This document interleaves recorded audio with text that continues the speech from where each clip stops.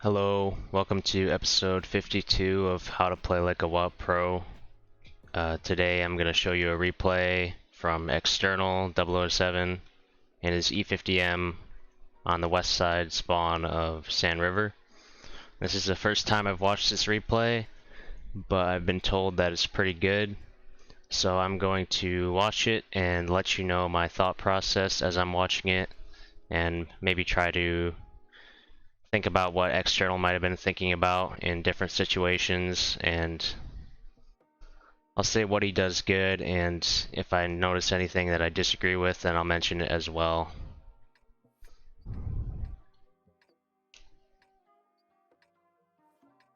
So first off, let's look at the lineup.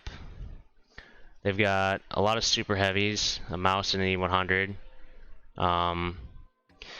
What I look for when I'm on Sand River is, first of all, how many artillery are there. There's only one in this battle, thankfully. And then I also look at their hull down tanks. So do they have crons? Do they have tanks like a 279E, which can also play hull down? Do they have things with gun depression that are fairly fast? I'm looking for fast heavies especially, because I like to contest K-line pretty often when I'm on this map, especially if they don't have things like crons and whatnot. And looking at this matchup, the only tanks that they have that are pretty good for south are like 113, and then like the STB, and that's pretty much it. And then there's the artillery, which will be annoying. But besides that, K-line is looking pretty free. I don't think that's like the only play that you can make on this map or anything. I think it's a map where there's a lot of different options for what you can do. Sometimes I'll go through the middle and I'll play here, and I'll try to shoot people who are taking this spot here, and people who try to drive across here. And then sometimes there's just some people like in this area for some reason. Don't know why, like over here especially. Another thing that you can do is you can drive like this and then drive down and then get to the mosque in the center of the map. And from here, there's some bushes and enemy heavy tanks that that drive around this corner. You can side scrape off this building and you can shoot them. And E50m would be a pretty good tank for that because it's good at side scraping. It's fast enough to get to that position, and it also has good heat pen. So honestly, and looking at their comp, they do have two super heavies and then an S-conk, which is pretty heavy as well. Another tank that you'd expect there. So I think going to the mosque would also not be a bad play in this situation. But we'll see what External decides to do in this battle. Oh, then there was one other play that I forgot to mention, and that's going here in the beginning and then shooting heavies who are crossing. But that only really works if you're in a tank that's fast enough to do that.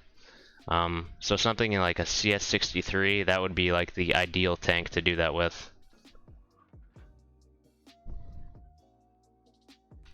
So I'm going to speed this up a little bit, see what External does. It looks like he's heading for this position to shoot the cross. He's loading APCR, which he's probably going to be shooting tanks in the side, so it's not a bad idea. And it's his lucky day because there's an S-conk who decides to take the short crossing. So this is basically the ideal situation. You would probably not expect an E100 or mouse to do that. It's just, if they did decide to do that, then there's something wrong in their head. But the S-conk is one of those intermediate tanks where you can do this, but you probably shouldn't. But he ends up doing that, so that's great for External because he starts the battle with a couple of free shots. Personally, I wouldn't have gone middle in this matchup just because you can't really bleed medium tanks crossing this unless they are like AFK for the first 15 seconds or something. So you're really only going to shoot heavies, and looking at their heavies, the only heavies you could bleed crossing would be the S-conk or the 113. And so I think he's a little bit lucky that the S-conk decided to go this way, but it's a safe starting position. Like, it's not a bad idea ever to go here, I don't think. Like, there's very little risk, and you could potentially just get rewarded right at the start of the battle. And there's not very many positions elsewhere where you're guaranteed to get, or not guaranteed, where you're even likely to get free damage right off the bat. But now he's kind of bled the cross. It's kind of time to rotate out. There's no real reason to stay here. And in fact, it's actually a bad idea to stay here, because what can happen is once these tanks get all the way down the K line, they get to this ridge right here, they poke over, and then they spot this entire middle area here, and they can actually shoot it if they have enough gun depression. So you really don't want to stick around here, especially if tanks get lit going down the K line, especially something like a Kron. And S-Conk would also be really good for dealing with the mid. So now the question is, what do you do now? I see a couple different options. So the enemies are kind of being aggressive in the north. If you look over here, it looks like we're gonna lose this. Our Progetto's dying. There's 3 mediums just stacked on this guy. So we're losing the north. I would say we're winning the south, but it's gonna be a stalemate there unless External decided to go over here and push, because it's a Leo and a Sturv and a Sheridan. They're not gonna be able to push through, but neither are the enemies. So he really has 2 options now, and at least in my eyes, his first option is to go push the south. His second option is to try to help the north. There's several ways he could do that. He could just wait here if he thinks that someone's going to cross this gap here, like the STB or the 113. Or he can go back to base if he thinks they're going to push through really quickly. Or you could just literally drive like this and then go re-push it. Personally, if I were to deal with the north, I would go to the base first. It's the safest option. There's no guarantee that these guys are going to cross here. And so I would either go south or sit in the base. We'll see what External does.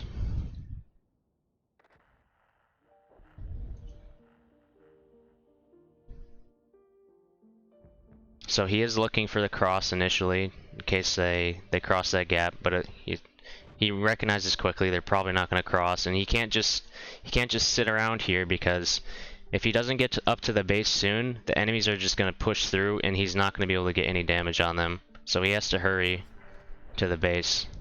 And so he makes the same play. I think I would have made this play as well. I can't say for sure, but I'm pretty sure this is a play I would have made. Aimed a little bit too high there, but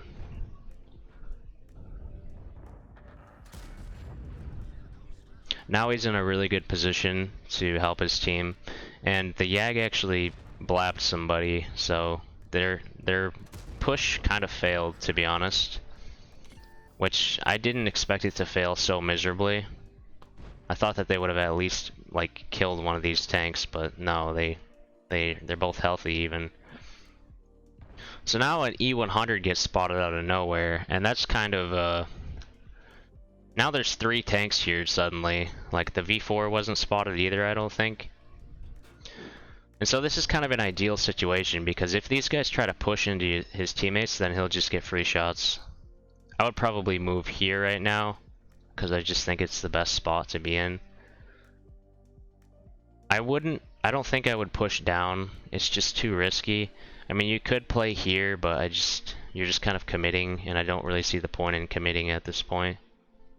But we'll see what he decides to do.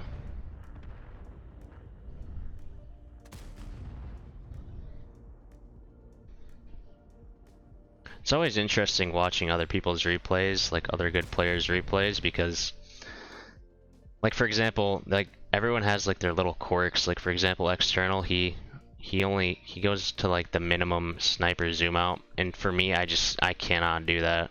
I have to go into like 16 times or 25 times zoom to aim accurately. But he gets away with it just fine.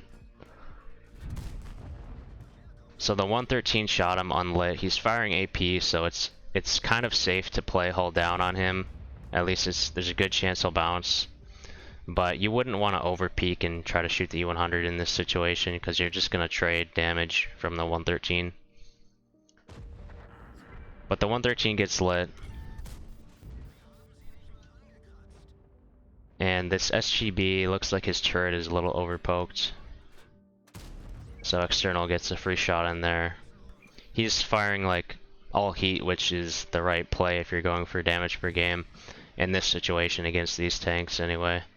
But if you pay attention to what's actually happening, The S-Conk managed to push back the Leo and the Sturv and kill the Sheridan. So we're losing the south. We're down 3,000 HP roughly.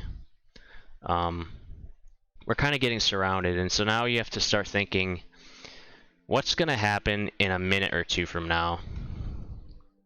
So it's kind of hard to predict because it kind of depends what happens here. So are our teammates going to be able to hold back this S-Conk? Is the 430U going to come in behind and support them? In my mind, I'm thinking the south is probably going to fall soon.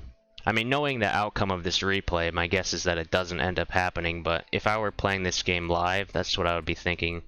Because we're getting surrounded, they have angles from the middle to shoot here and whatnot. So I would be thinking, is it possible for me to push through the north? Should I re-push the south? And if you look at the north, they have like a full HP 113 and E100. It's just not possible to push this right now. You would have to bleed them a lot before re-pushing. So you have kind of two options in this situation. You either stay in the base and farm these guys and just wait for something to happen in the south, hope that your team can hold it, or you turn around and you re-push the south. Now if External were playing for the win, in this situation I think re-pushing the south makes the most sense. It opens up the map a lot, and this E100 is probably not going to be doing anything anyway. Like if he pushes to here, your Sturv and 268 can just farm him anyway. Most likely. And it's not a big deal like if they take the cap, because you can always just come back up here and probably reset. Unless they leave like the 113 back here, in which case that's annoying. But if you're playing for damage though, I would stay here a little bit longer, because this E100, he's probably not the best player, just judging by the positions he's taking and like who goes north in Sand River on an E100. So I would stay here and try to farm for a bit, to be honest. That's what I would do, and that's what External does as well. He just has to be a little bit careful not to back up too much or go forward too much, or else the 113 or the STB will shoot him. But the C100 is in a really bad spot for now. So you can see External is thinking about loading HE to shoot down these buildings so he can farm the E100 more. He doesn't have intuition, which kind of sucks for him.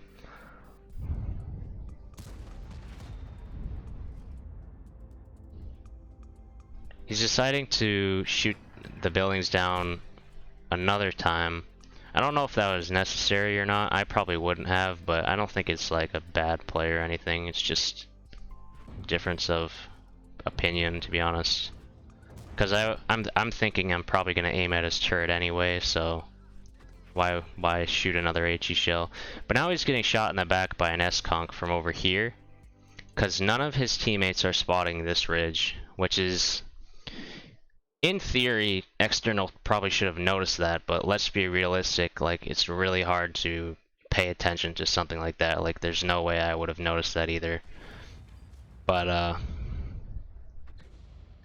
he does, I think, the correct play. He gets the hell out of there, and he does it before he takes another shot from the S-Conk, which is kind of impressive. I thought he probably would have taken another. But now he's trying to move up to this location here, because from this location here you can get hull down on anything in the north. The reason why it's usually not a great position to take is because once you're here, recrossing back into your base, anybody who's up here is gonna get in one or two shots, and it's just not great. And then once they take up here, then you're basically you're in a really bad spot. But he doesn't really have a choice in this situation, so. And they haven't taken F1 yet, so it's not a big deal. Now here External is unlit, which is good, because the STB can't shoot him and he can shoot the STB in return. Now that the STB dying is huge for his team, by the way, because this angle from the middle just hits this perch, it hits the base, it hits where External's playing. Like if External gets spotted by the 113, the STB can shoot him. So killing that STB is huge. In this situation, the best place to aim, I think, would be right here. roughly.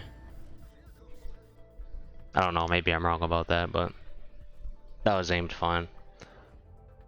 And here, one trick that you can do, he might have a shot on the lower plate, that's probably what I would go for. But I don't think he'll pen the side of his turret at this angle, or the front. But what you can do is shoot the side of his mantlet, and this is the good side of his mantlet. This is a more likely to pen side of his mantlet. And so that's probably the shot I would go for. But he decides not to shoot at all. I mean, it's a pretty low chance to pen anyway, and the E100 was coming, so that's probably the right play, not to shoot. So he gets rewarded for his patience. And in order to pen the E100 from below him in the turret, you're probably going to have to hit his, what's it called? Top bar on his turret. But now the E100 dies. Now the game is looking a lot better. His team has managed to kill the S-Conk. I'm not exactly sure how that happened, but it happened, so that's really good. Now there's way less pressure on his team. But there's still basically no chance in hell that he's going to be able to push the 113. He can try to get a shot or two into him maybe, but he's going to be basically hull down, so I might not even bother, to be honest. Like, I might poke once, see if he's overextended, and then if he's not, then I would just back off. But he actually has shots in the mouse right now, and I can't even believe that he's using 8x zoom. Like, I would be like, this shit, bro, for sure. Doesn't pen. It's a tough angle, to be honest, but that was quite lucky. But I mean, you're never gonna hit the shot if you don't take it right.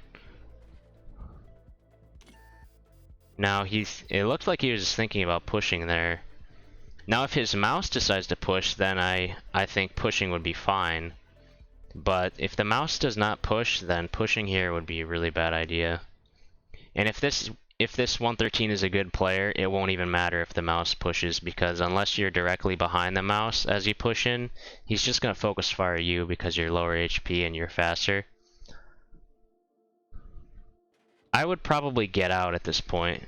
I wouldn't bother trying to fight a 113 hull down. I would just get the hell out of here. And now that's exactly what External does. He's taking this route to get out, which is a smart play, I think, because the 113 might spot him if he comes this way. And his team has opened up the map enough where he can get out this way. Now the question is, what do you do now? That's kind of a hard question. Looking at what's not spotted, there's a 4K5 unlit, and then the arty, obviously. So, not knowing where the 4K5 is kind of a problem. Because if the 4K5 is like AFK or something, like if the 4K5 is in the south, then you could like play the middle, for example. It would be kind of risky, but you could do it. But not knowing where he is, he could be back here, so I probably wouldn't play in here. Honestly, the best play might just be to try to engage this E3, I think. Or maybe just try to spot for some more info. Oh, and he just spots the 4K5, so that makes things a lot easier. As you can see, External's running hardening. He doesn't have, I don't think he has full field mods on this thing, but I could be wrong about that. But he's made the 4K5 back off. Now he's trying to find the E3. I would be tempted to just drive across here and play here.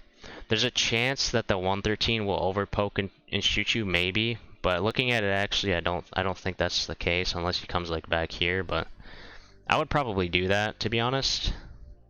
We'll see if External decides to. You could always just play it safe and stay back, and I don't think that's a bad play.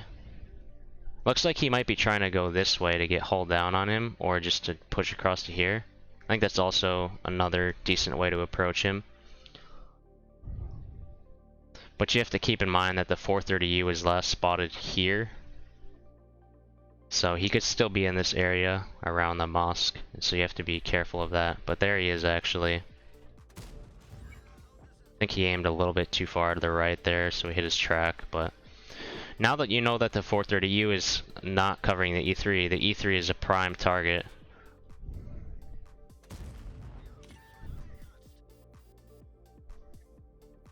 Now here, should you push up on the E3? I think there's not really a point to, not from this way, because what are you gonna do, side scrape an E3? Like, unless your teammate distracts the E3 and he has to turn, you're not gonna be able to do anything. So I think coming back this way, checking if the 4K5 is poking would probably be what I would do. We'll see what External decides to do. Now another thing to keep in mind is this 430U is out HP's the Sturv. So that's pretty bad, to be honest, because if this 430U kills the Sturv without taking any damage, you're suddenly in a terrible position because now it's a 268 versus a 430U. 430U should always win that, to be honest. And you two, the mouse and External, are stuck in a hole. You can't get out this way because the 113 will shoot you. Can't get out the other way because the E3 will shoot you, and that's a terrible situation to be in. So another option would be just to take the hit and get out this way, or just to hope that the 113 is no longer there and get out this way. I think that's not a bad play at all. I think that's probably the right play, actually. I think that's what External is doing.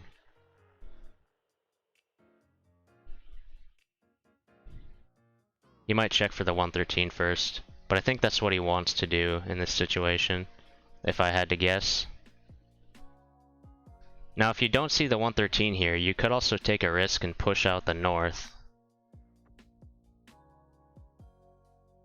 Is he gonna do that? It looks like he is. So this is pretty risky, because there's no guarantee that if the 113 is still close by and he spots you, he can just turn around and repush you.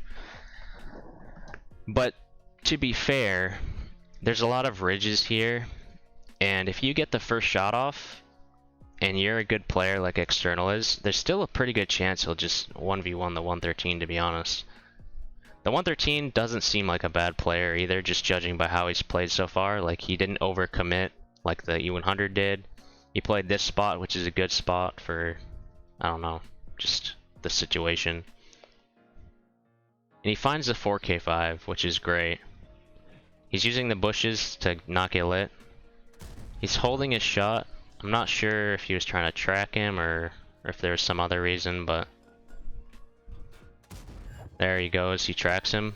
Switched to APCR so we could track him. Now, in this situation, you might be thinking, okay, focus fire, shoot the 4K5. That is definitely the wrong play. You have to focus the 113 here, because this guy, you can outplay him for days. He's basically he's in the middle of the open. He's a free ass kill. This guy is fast. He can close in on you and you're gonna die. So you need to focus the guy who's actually a threat to you in this situation, and that's the 113. He's going for a track shot here, which is also the right play. And now he's probably gonna have to switch to heat. There he goes, he switches to heat. Man, dude, it's just like External, he knows. He's a knower. Looks like he wants to kill the 4K5, because if he kills the 4K5, then what he can do is potentially like run from the 113 without dying, because the 4K5 is kind of cutting him off. And he might be able to get support from his teammates. Whereas if he doesn't kill the 4K5, then he's forced to take the 1v1 with the 113, and he's down HP on the 113. Now the good news is, the 113, if he doesn't high roll, you're a 3-shot for him, or if he doesn't ram you. So, External, if he takes the 1v1, since he got in that free shot, he should actually win it. And maybe that's what he's realizing here.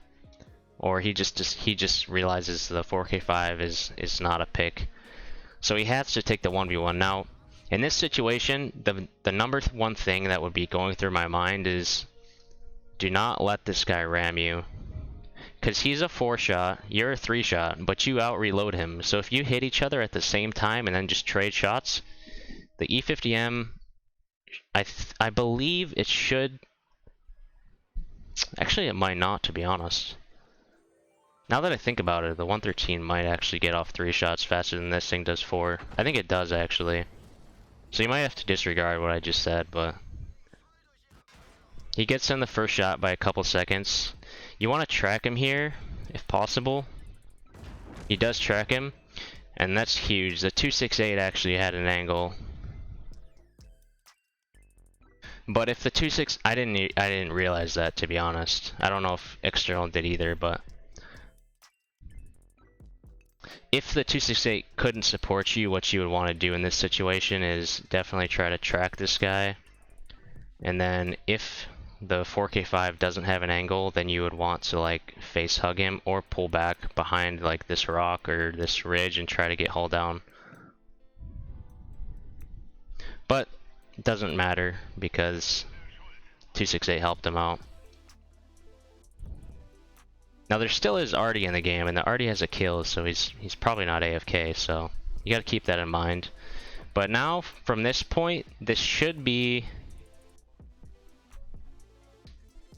The only real threat left is the 430U. The 4K5, it's super easy to outplay that tank.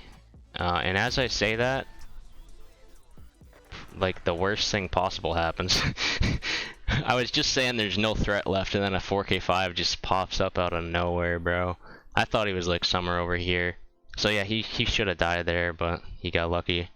He went for a track shot, which was really smart. I don't think I would have done that, but I think that was definitely the right play, because if he tracks him and this guy doesn't have a repair kit, or he's just really slow with it, like a lot of pubbies are, you can tell this guy is probably not a great player just by the way he's like driving around in the middle of the open with a 4K5. And the fact that he wasn't spotted for the first 10 minutes of the game. What was I even saying? If you track him, then there's a chance you can like get away, but it doesn't end up mattering. He dies. He's just getting saved by his teammates. What can I say? But now the 430U is in a terrible position. He's basically a free kill. So External just needs to get above him over here, and then just kill him basically. But he dies. So you saw where the Artie fired from. He should be like right here. So he just has to chase down the Artie, and then it's a victory.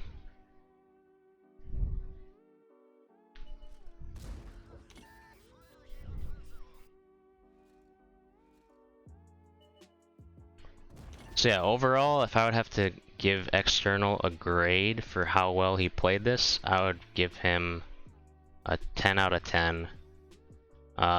The only thing that I probably would have done different is my initial position, but literally every other decision I think was pretty much perfect, so yeah, I think there's a lot to be learned from this replay. Let's look at the post-game stats if I can find them. 1 second. Here we go. 8.5k damage, 1700 spotting, 2 kills, and he got 1400 base XP. Lost 120k credits, but you know, that's what happens when you fire full heat, so. Yeah, this was a pretty long one, but I don't feel like I wasted a lot of time. Like, there was just a lot to explain, to be honest. So, anyways, thanks for watching. I'm not sure whether I'll upload soon after this, we'll see. Probably not, but yeah, see you guys later. Oh yeah, and I should also thank External for submitting this replay to me.